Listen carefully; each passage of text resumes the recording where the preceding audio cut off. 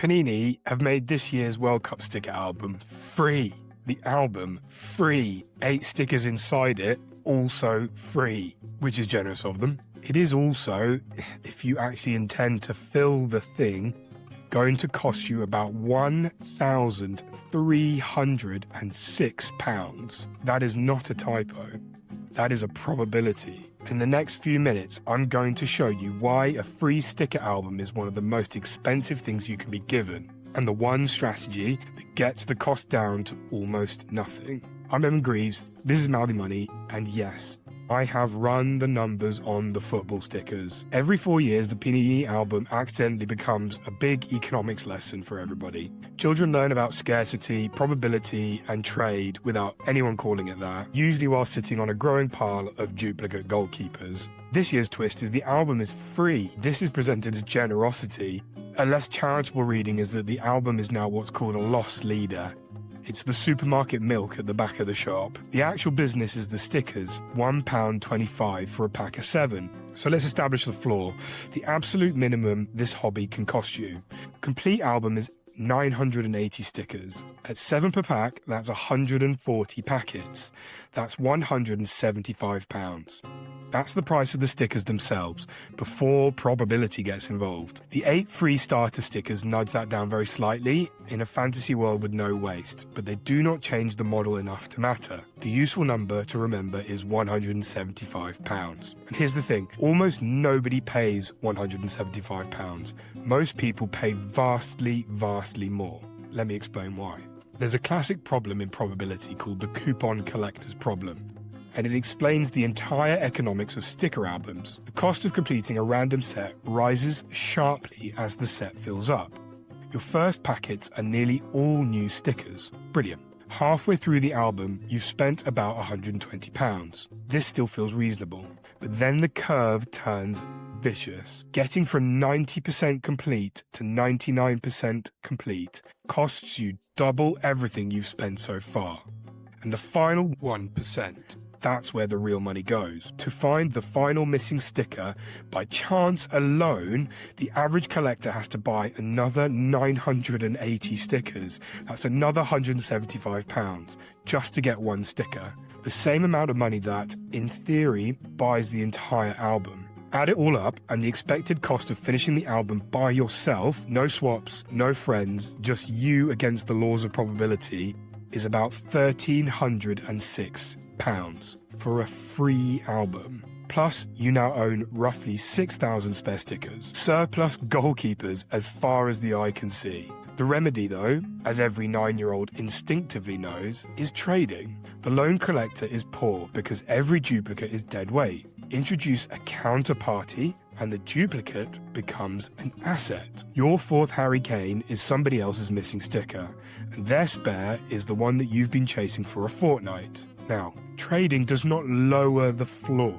The stickers still cost £175. What it does is lets a group share the burden of that expensive tail, and the effect is pretty dramatic. Suppose a group simply keeps buying until everyone finishes. Alone, you would spend £1,306. A group of 10 gets that down to about £411 a head. 50 people, £266. 100, £237. 500 is £201. But look at the shape of that chart. The first handful of trading partners do enormous work. The 500th does almost nothing. And if you want to trade your way to within £1 of the £175 floor, the model says that you'd need a network of around 320,000 people. That's less of a swapping circle and more of a mid-sized city with a shared interest in Curacao and fullbacks. So past roughly 15 partners, extra people barely saves you any money. But, and this is where it gets interesting, cost is only half the problem. And arguably, it's the less important half. Quick pause. If a man doing probability theory about football stickers is your idea of personal finance content, and frankly it should be, please subscribe. It's free, and like the album, that actually means free. The full workings, charts and all, are on the Mouthy Money Substack, link in the description. If you'd rather have this sort of thing in your ears, the podcast is on Spotify, Apple, and Amazon. Mouthy Money is proud to partner with Coinbase. If you're thinking about getting into crypto, but not sure where to start, consider Coinbase. In just a few taps, you could buy, sell, and hold Bitcoin, Ethereum, and a range of other popular crypto assets, all from right here in the UK. Coinbase is registered with the FCA in the UK, and with world-class security, you can invest with confidence. Whether you're brand new or already building your portfolio, Coinbase gives you simple tools for crypto investing. Join millions already using Coinbase. Download the app today and start your crypto journey. Find out more in the summary. Remember, don't invest unless you're prepared to lose all the money you invest. This is a high-risk investment, and you should not expect to be protected if something goes wrong. This is not investment advice, and it is not a recommendation to buy or sell any particular digital asset. Right, back to stickers. Here's the cheaper strategy. It depends on knowing when to stop buying.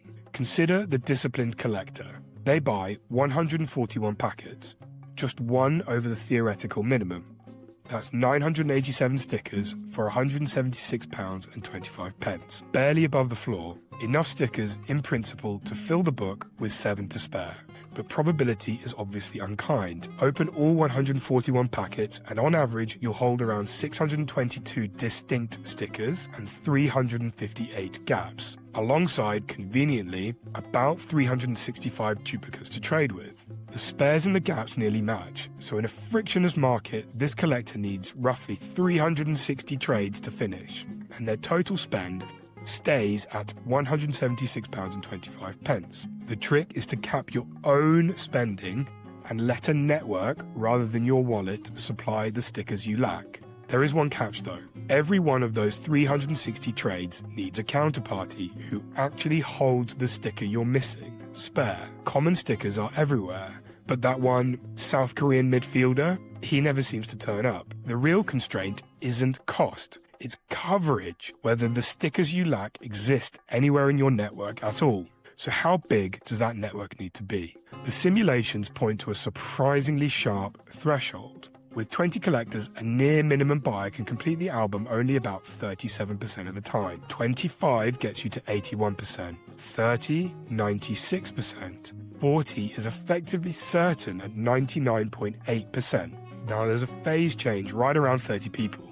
Below it, you're probably stuck. Above it, you're almost certainly fine. One honesty note though, this doesn't mean everyone in the network finishes cheap. Someone always ends up chasing the awkward stickers with cash. It means a disciplined buyer, the one who capped their spending, very probably finds what they need in everyone else's spares. There's no Nash equilibrium where the whole syndicate wins, so don't be the wallet. So, the surprising result is that cost and completion are different problems with different answers. A few trading partners, call it 15, can cut the cost dramatically. A few dozen, 30 to 40, make completion likely because the missing stickers probably exist somewhere within reach. Beyond that, the gains are basically nil. So buy near the minimum, trade through 30 to 40 active collectors, and a free album genuinely finishes for barely more than £175, instead of £1,306 and a drawer of goalkeepers. So if you're contemplating paninis,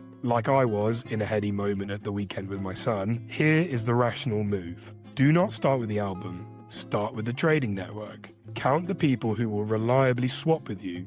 If you can find 30, the free album really is nearly free. If you can't, admire the album, decline the packet habit, and put the 1,300 quid somewhere it can compound instead. None of this is financial advice or philatelic advice. The model assumes frictionless trading and good faith counterparties, a market structure seldom observed among 9-year-olds. Duplicates can go down as well as up. I'll see you next time.